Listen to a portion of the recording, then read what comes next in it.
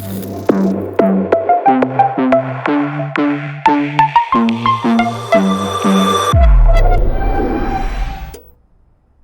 everybody and welcome to the Elev-8 Performance podcast. This podcast is the second in a two-part special recorded in collaboration with Victoria Hamilton from Orange Falcon Consulting. She joins Miranda Kane, Managing Director for Elev-8, and Lee Jones, Sales Director for Elev-8. Our topic for the day? Customer experience post-COVID-19. If you missed part one of our podcast, you can still get it on Spotify and other popular podcast platforms. If you enjoy this podcast, please follow us on social media where you'll get more free content as and when it's created. We really appreciate your support.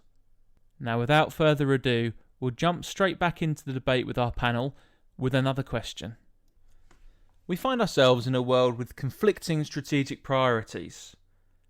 How would you convince organisations that CX should still be high on their agenda? So the first would be, I work with other colleagues on Anglian Water. Anglian Water were floating, they were always in the top 5 in the Ofwat Sim table, but they were never quite getting number 1. Wessex Water were always top spot in the water table. And essentially what they wanted to do is get to number 1. They realized that they had to do something quite different. And in the water industry, we've worked with a few water companies. They tend to be very siloed, and this is to the point we were talking about earlier, in the way that they deliver service.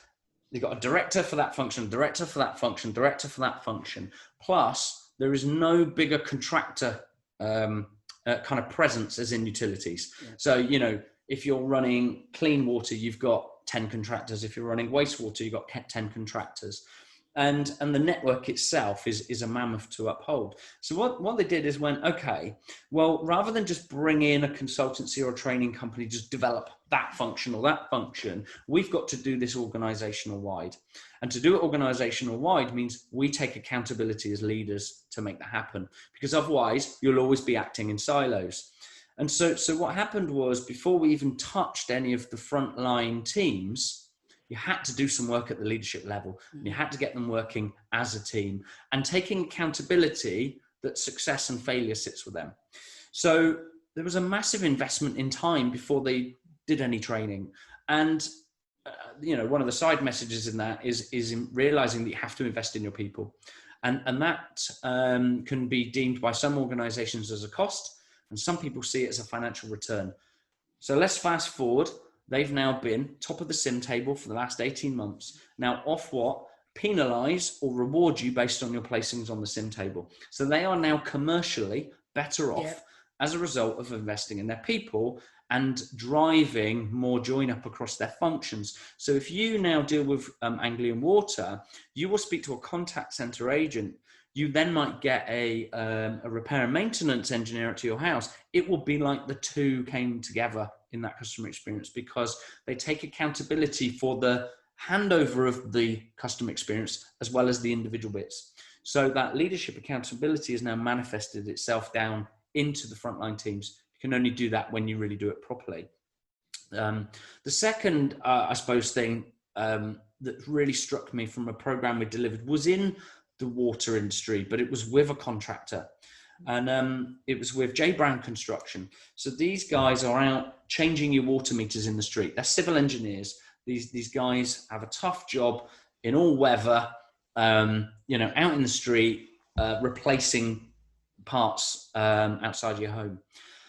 And what they did is they were looking at the complaints data and said, how do we improve this complaints data? And what they've never done is gone out and actually observed for themselves what happens on the street. You've got people that sat behind desks looking at continual improvement, and then you've got field engineers. And it wasn't until we kind of got those two teams working together that the answer became apparent. And it was really simple stuff like knocking on the customer's door when you're going to go for your break and saying, just to let you know, I'm going to be away for 10 minutes. Here's my number if you need anything. Rather than what happens is you open your curtain and you see, where's the engineer gone? And you automatically think they're on the phone or they're having a cigarette or they're doing something. They could be going to get a part and they could be adding value. But unless you speak to your customer constantly, and this is a new thing for civil engineering and construction is, health and safety's been their life for 30 years. Customer experience hasn't been. But we all know how annoyed we get when there's an inconvenience in our street or outside our house when we don't get communicated to.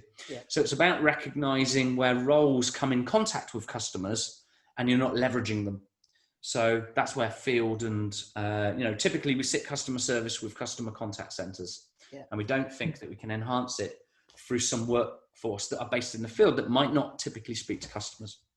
So I know there's quite a lot in there, but I think there's some good examples of a change of mentality that isn't always obvious to some organizations. I mean, there's the saying, customer service isn't a function, it's an ethos, and it's a mindset that should be replicated and embraced regardless of the functional area of the business that you happen to work in. And, I guess they're easy words to say, but in practice can be quite a challenge for organizations to really create a culture with that shared sense of customer ownership.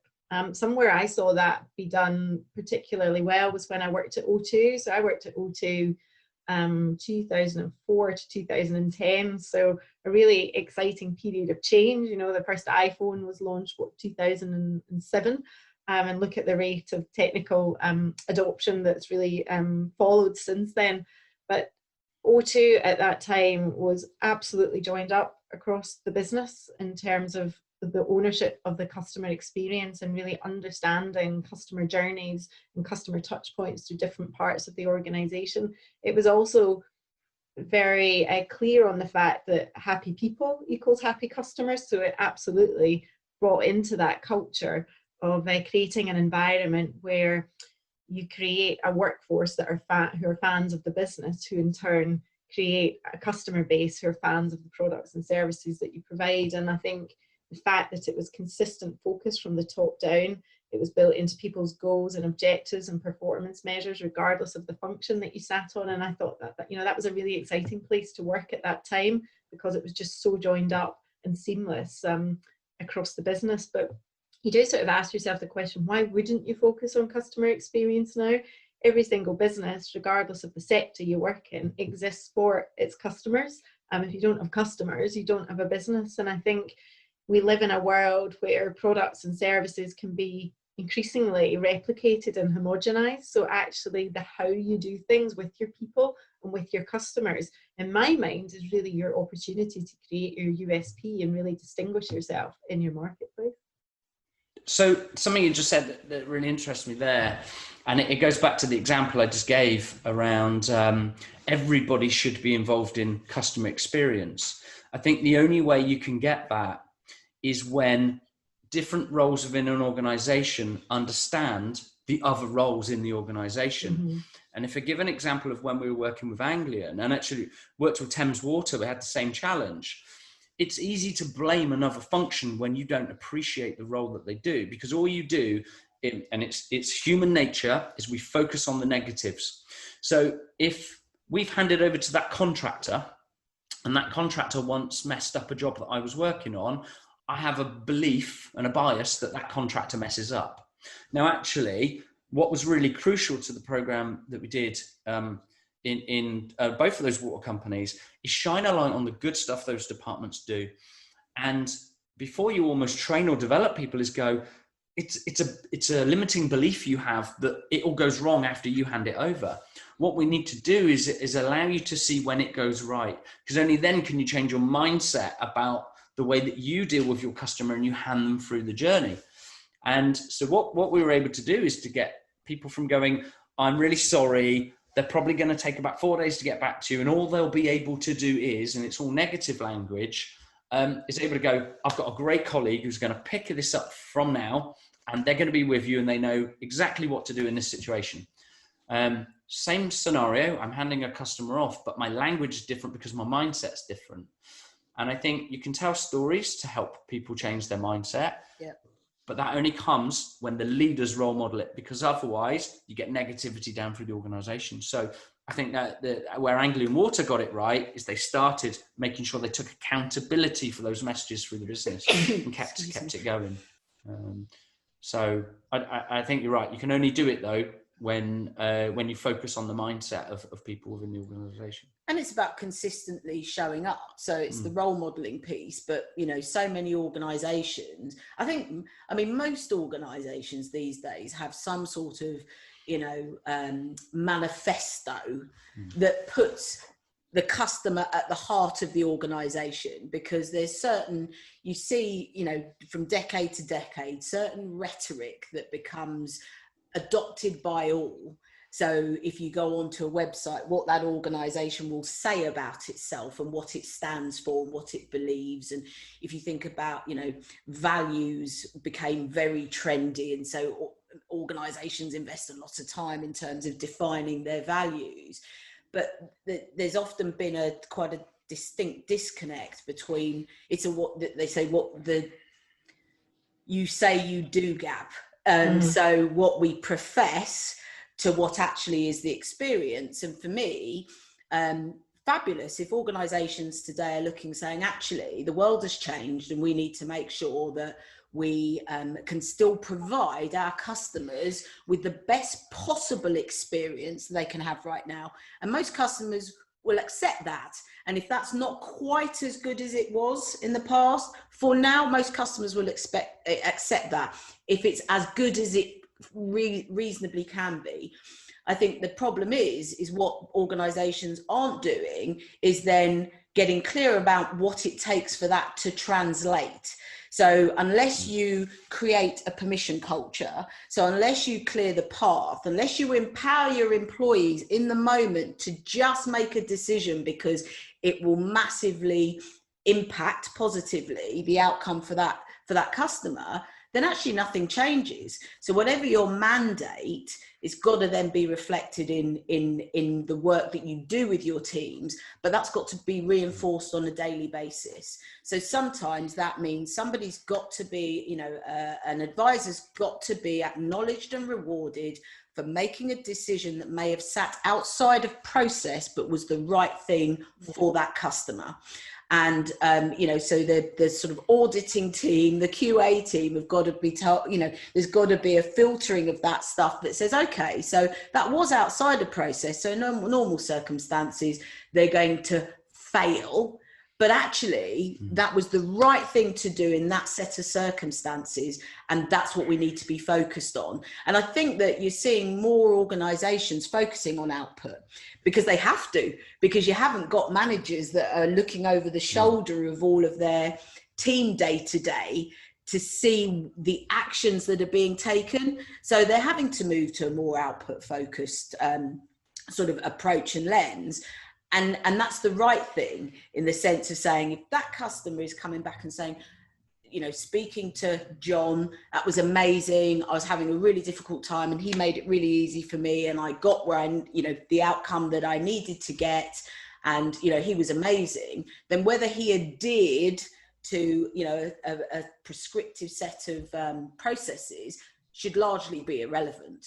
But that takes a bravery on behalf of an organisation. Because huge accountability comes with creating that permission. I think that's really topical at the minute because I've been talking a lot lately about as we see organisations that take cost out of their business and redundancies, do you automatically go, right, I've got to get me cost line below my revenue line, and therefore what you do is you put workforce at risk. Mm-hmm. If you listen to your customer and you listen to your people, not being naive to say you can't right size your business, but are you right sizing them in the right places? So I worked with an organization where they had 35 people in their quality function, and they were measuring the wrong things. Yeah. They were measuring, were you saying sorry, and were you using the customer's name? And if not, and they were doing compliance fails. 35 people managing a UK-wide utilities company. Now, I'm not suggesting they should not use those 35 people, but they were using them for the wrong thing. Yeah. So if you want to take cost out of your business, you get efficiency by using them on the right things. Yeah. Rather than, you know, what we tend to do is reduce your customer service base and, you know, take 20 heads out your contact center. Yeah. So I think if you truly know what the outputs are and have worked out what makes a difference with customers, then it informs your right sizing decisions better. Well, I saw, sorry, Miranda. I saw a really interesting report recently on LinkedIn by Bain Consulting, which was looking at the gap between organizational leaders' perception of the superiority of the service they delivered to customers. So 80% of leaders felt they delivered a superior customer service. And then their customers were surveyed, and surprise, surprise, the customer feedback was actually 20% felt that the same businesses were delivering that superior service. So it shows you the massive disconnect that there is there in terms of organizations' perceptions of how they're performing in the customer's eyes, and then the actual voice of the customer telling quite a different story. And I find that really very interesting because, you know, we were talking earlier about all the different customer satisfaction surveys and opportunities to understand the customer experience at different parts in the journey. And it calls into question, are organizations measuring the right things, or are they measuring what they can measure and what they've been comfortable measuring in the past? And, you know, this comes full circle to what we were saying earlier on, that now I think is really the time for businesses to really relearn, really pin back their ears and really listen to what customers want from their business, from their products and from their services, and then to really ensure that the measurements that you have in place are tying into those moments of truth, so you don't then have that disconnect between what you think you're doing and what your customers then subsequently tell you you are doing, and you see that big gap transpire. And I think you're absolutely right. And actually, decisions that are being made are only going to compound those issues. So, you know, if you reduce the size of a team, then actually there is an obvious requirement that the remaining team do more. So you've still got to take the same number of calls, but across less people. Yeah. So the focus becomes, for example, around average handling time on calls. So you're then even further, because you can't have people spending too long on the phone, but that immediately tracks from the ability to just do what's right in the moment for a particular customer, when you're fearful of, if you exceed the required metrics, what are the ramifications of that? So I think it's that, to your point, it's that disconnect in terms of what we profess to want to be the experience of customers, yet what we're prepared to allow or concede or take a different view on. But yeah, I think all too often we're measuring the wrong things. But right now is a time where every day you see, we're very early in an economic downturn, and every day you're seeing redundancies in the news and in the papers, and it feels like those decisions are getting made reactively. I mean, if this is very topical right now, but if you think to the start of lockdown, just before the furlough scheme came out, the amount of businesses that were rushing to get redundancies out before the furlough scheme kicked in, so they just got them off the books, says that they haven't done all the things that we do, which is listening to your customers, listening to your employees, that can help you navigate these tough times, help you survive, grow. Because if an organization should always think that their customer might change, their market might change, demand supply might change. So you always have to be listening to people. And if you are listening to your people and your customers tapped into that at all times, you've always got your answer. Mm-hmm. And so what you're seeing at the moment is, I think it's very evident the organizations that haven't got their finger on the pulse, because the ones that react quick. And actually, there's some organizations that haven't made redundancies, still in the same sectors of other businesses that have. And these companies are the ones that keep appearing on the top of the ICS rankings, and the ones that are renowned for good service. And it's because they have their finger on the pulse, and that they've got the answer about how they drive revenue up or control their cost, as opposed to quickly get the cost out. There's so many kind of interwoven factors here for me, because I think there's also, what the last 6 months has also shown is those organizations that were poorly run leading up to this point. So, were huge organizations that immediately were in big trouble, because actually what they hadn't done, I think it shone a light on their lack of reserves, right? So they didn't come into the crisis with, a buffer of, a number of years of, diligent commercial sort of planning and spending and all of those things. And so they very quickly went to we have to reduce cost. And, to your point, I think that so many of those decisions were made so quickly, they couldn't conceivably have been absolutely sure that they were taking the costs from the right place. But also, I think that they didn't invest the time and energy looking at actually, was that really what they needed to do? Because actually, at some point, any business's answer has to be to sell its way out, right? It will have to bring, you can, driving costs down is largely short term. At some point, there will be an expectation that business returns to its, historic size. And at which point, so they've got another wave of a problem coming, because when they then are looking to regrow, they're going to be bringing in brand new people. And so, that impacts productivity in the short term, certainly. So I think that there's, this is the first of a number of waves that varying organizations are going to feel the impact of decisions, I think, made in haste. And I think you can sell yourself back to revenue return, but you can't fix a culture and a climate that you ruined through that process. So people that just had a crap experience are now looking to leave, high attrition, low discretionary effort. So we talked a lot about customer experience.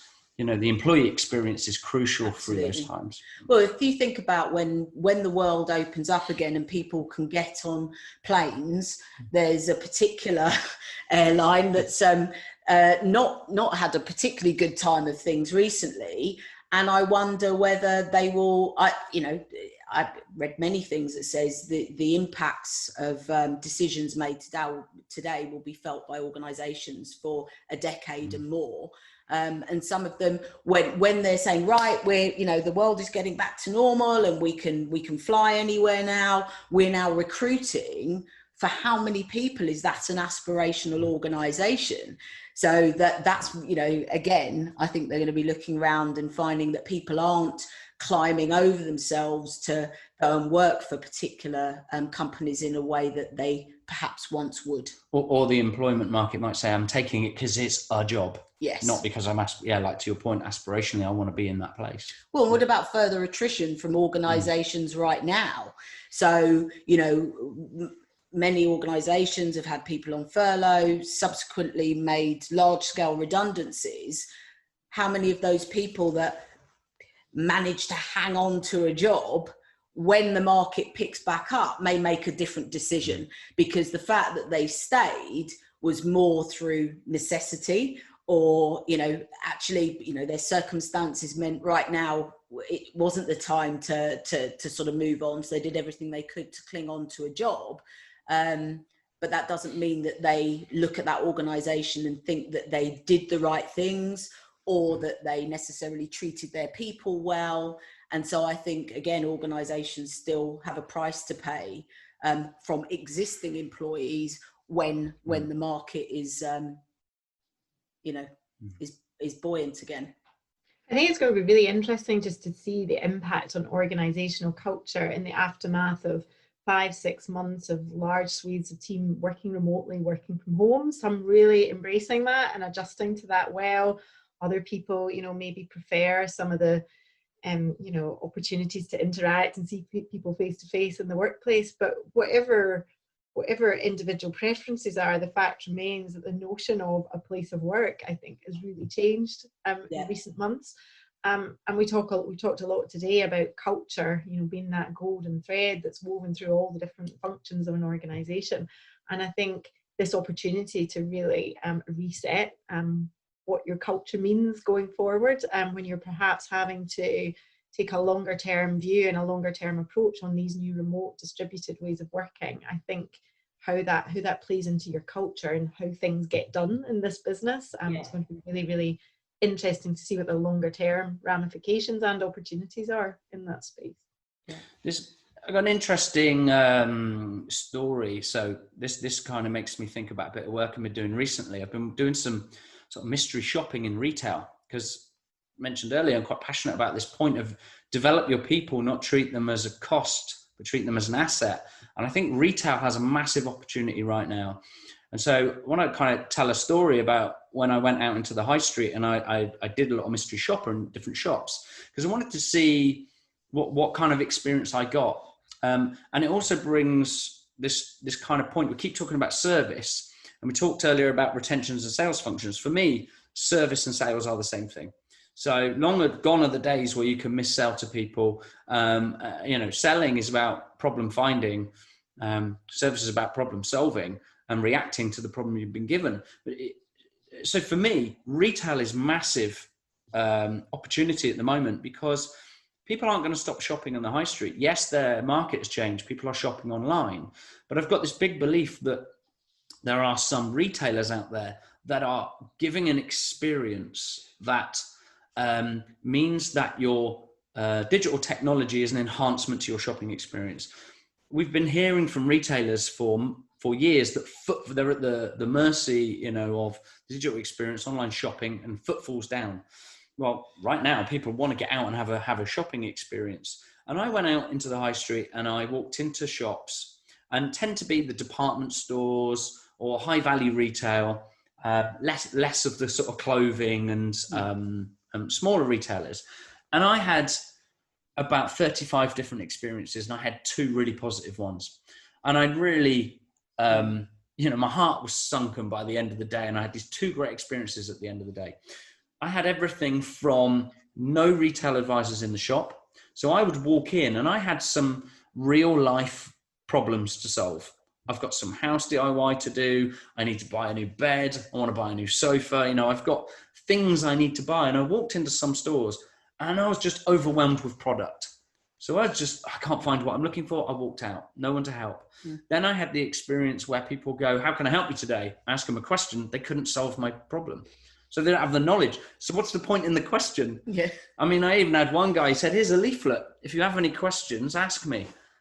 But the reason he gave me a leaflet is because he can't answer my questions. I mean, what's the point? So we've got assets in this business that we haven't utilized. And then it got better. Some people would ask some questions about what kind of sofa do I like? What kind of material would I like? That's good. And then just went, well, this one's nice. It's blue, great. And it's not really solving my problem. And then I went into John Lewis. Now, John Lewis have recently announced redundancy. So I'm going to comment on the commercial situation of John Lewis. But we all know that they have been renowned for investing in their people and in their employee experience and customer experience. I walked into John Lewis. The moment I hit the carpet section, the lady was on me. Hey, how can I help? Do you just want to browse, or do you want to ask me a question? And then I said, well, I want to replace some carpet in the playroom for my house. And she had me asking me questions. What do I like? Have you thought about this? Getting all the products on the floor, getting me to stand on them. She had underlay underneath them. I mean, the experience was really experiential. She knew her stuff. She asked me questions, what was important to me. And she was able to signpost and add value to my shopping experience. I then said, I think I might go and have a look at more colors online. So rather than go, okay, yes, and see that as a loss, what she did is got loads of product samples out the drawer, wrote the particular part of the site that I needed to go to, wrote the price, and wrote me things to look out for online. So basically then handed me the ability to go and have a great digital experience. Yeah. Now, I'm not now going to go and shop on somebody else's website, go on Carpetright or somewhere else, because she's now got me into an omni-channel experience. But she only got me there because she added so much value. I went into some of their carpet competitors, and I was just basically left to my own devices. And it'd be luck whether I found the right product in those shops. Yeah. So that is a long example, but it just goes to show that there are some people, some organizations that are getting it right in retail, because they have spent the years developing their people. I think the retail sector is obviously, it's gone through some unprecedented change. I think over a number of years, but particularly pronounced in recent months. And I think it's to your point there that the organizations are able to really recognize the different roles or different channels can play, and supporting that wider customer experience are the ones who will flourish and prosper. I mean, you've seen a lot. B&Q, I know, was particularly busy during lockdown with people at home, not going on holidays.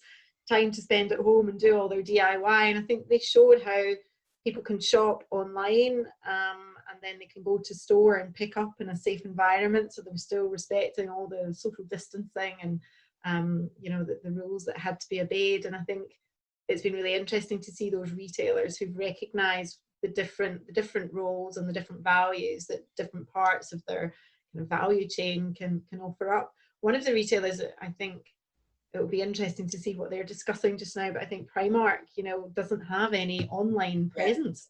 So all of its stores had to shut, and I think it's something like £650 million worth of revenue every month they lost out on because their physical stores just weren't open, and there was no alternative route for customers to explore to see how they could still fulfill their shopping needs with that particular retailer. So I believe Primark have looked into obviously their online presence, and there's concerns about the high rate of returns and the actual dilution of profitability that then triggers. But in my view, I think you need to be in it to win it. To not have a digital presence just now has left some businesses really exposed. Well, I think it's again, we shared last week and the week before, because we were talking at the beginning of this around both from a customer perspective and an employee perspective around the integrity of an organisation. We know that people like Dr. Martens actually are repaying their furlough funding, and and actually they have more of an online presence than they do an in-store presence now. So they don't typically have their own stores, but they usually sort of have concessions within other stores, and actually saw a 40% increase in sales leading up to June this year. So I think you're right in terms of those that are out of step in terms of having an answer in terms of the new world. But I loved their story as well, that said they share that success, and then say, and actually what that means is we can't. I love the wording they use. They said it just doesn't feel right to keep the funding when actually we've seen really strong sales, and therefore we're giving it back. And all of a sudden I go, I literally love Dr. Martens.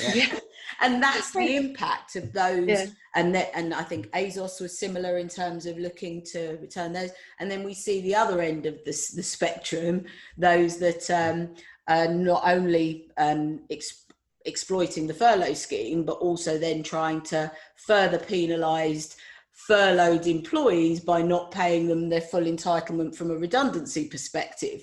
So I think that never has the consumer had more access to information that falls outside of just what I can expect as a customer.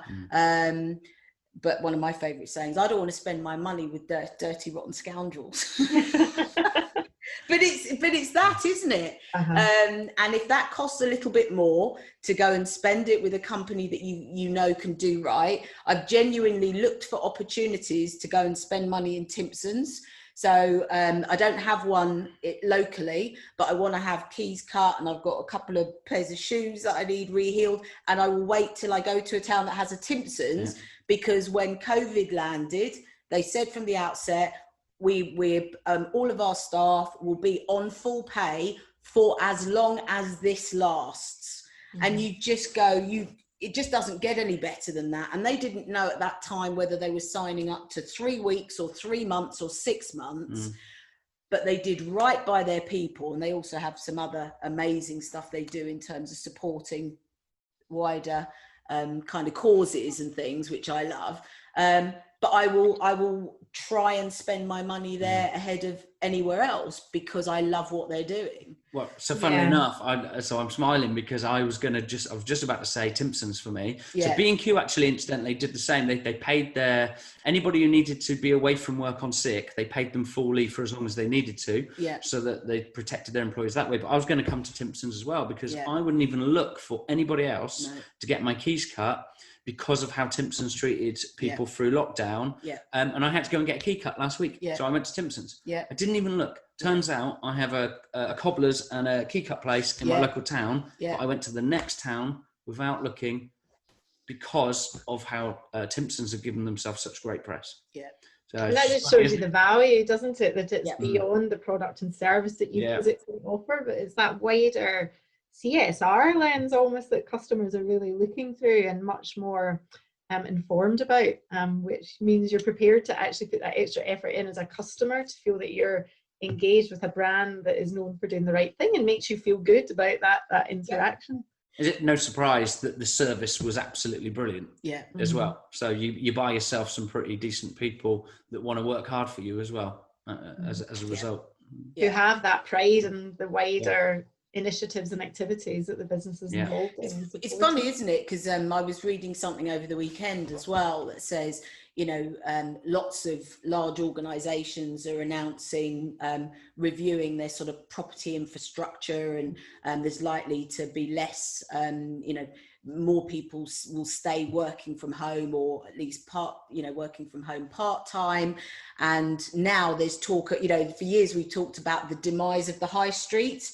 Now there's more talk around the demise of the sort of city centre locations. And it's a difficult one for me because I live in a sort of more villagey location that has struggled in light of the large retail parks and busier towns and cities nearby. And actually, you're seeing those high streets more buoyant because people working from home. So I've been, you know, when I've been working, I'll go and pick up a sandwich or something for lunch from a local sandwich shop, which wouldn't have had my trade when I was based in an office in Guildford. And so I think it's going to be interesting. So for me to be talking about wanting to spend my money in Timpsons, where normally I would say I'd go to the little sort of independent. So it's a bit of a wrangle, isn't it? Because you want to support both. But I think when organisations make such a huge statement, and for those guys, that would have been 5 full months of every employee on full pay. And many of those employees would have not earned huge amounts of money, so they could have furloughed them without them being really negatively impacted financially. But actually they still didn't. They just said, our job, we will look after our people, they've looked after us. When you're having that wrangling around what to choose, the first thing you do is tick the ones off that you wouldn't deal with. Yes, yeah. And they've jumped out over the last 6 months. For sure. So thank you for sharing your views. If you had to summarise your key insight or takeaway for the audience, what would that be? So I guess for me, it would be, it's a couple of things. You know, it feels in these sort of conversations, we talk a lot around things that we're seeing that we, you know, don't think are ideal and can feel quite critical. But I guess that leads for me to an automatic sort of call to action that says many organisations will now be in planning for 2021.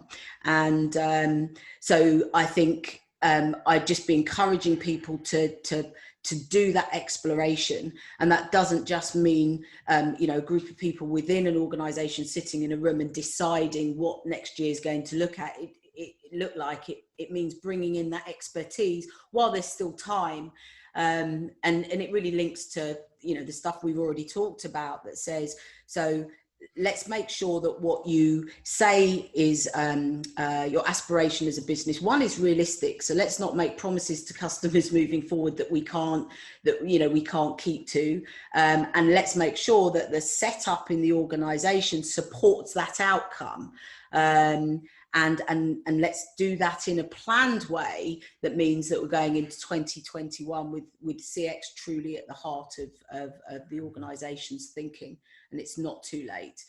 But the offshoots of that are huge for me. That says, so it might change the view around the need to reduce certain team sizes, but take this time to make sure that you're sort of exploring all of the options before moving to the knee-jerk, obvious, reduced cost as well.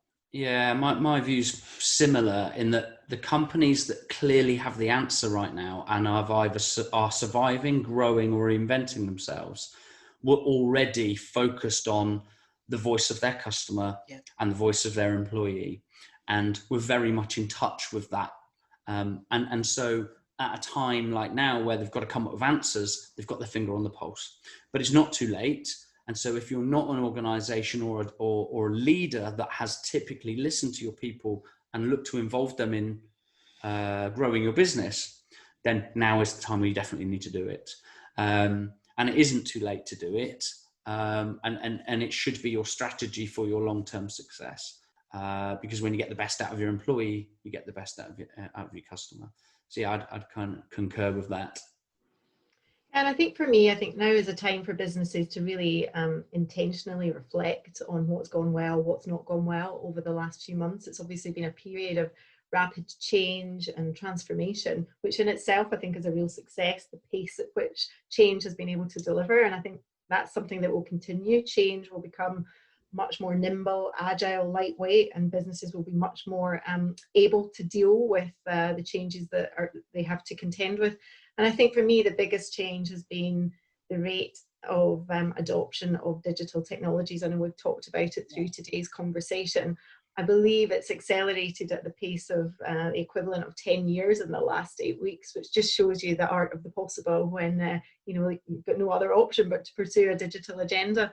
But I think the real challenge for businesses will be really identifying and understanding that sweet spot of where it's appropriate to have digital tools and digital solutions and journeys for your customers versus really understanding those journeys which are perhaps catered more for customers in vulnerable situation, where there is a greater requirement for empathy, for real listening, for real human to human interaction and connection. And I think once businesses are able to really understand and identify that sweet spot, and they can really have a successful operating model which plays to the strengths that the different channels have to offer. I mean, there's some interesting discussion just now about, is it robots versus humans? And I don't actually buy into that mindset. I think each has their place and their role to play. Yeah. And I think they can absolutely complement each other by the automation, freeing up that capacity and allowing greater investment in your people to support your customers for the moments that matter. So I think that whole trend of digital adoption and acceleration is absolutely key, but critically it's finding that sweet spot and that perfect intersection of your human contact and support versus embracing the new digital tools and options that are available. So I think that draws our podcast on customer service post-COVID-19 to a close. Thank you so much to Victoria Hamilton, our special guest, and of course Miranda and Lee. It's been a really good one today, and I think our listeners will agree without doubt. So on that note, to all of our lovely listeners, if you want to make sure that you don't miss any future content as and when it's produced, we'd love it if you'd follow us on social media or maybe sign up to our newsletter. Equally, for thought leaders who are listening, if you fancy collaborating with Elev-8, we're always keen to have those conversations too. Until next time, stay safe and take care.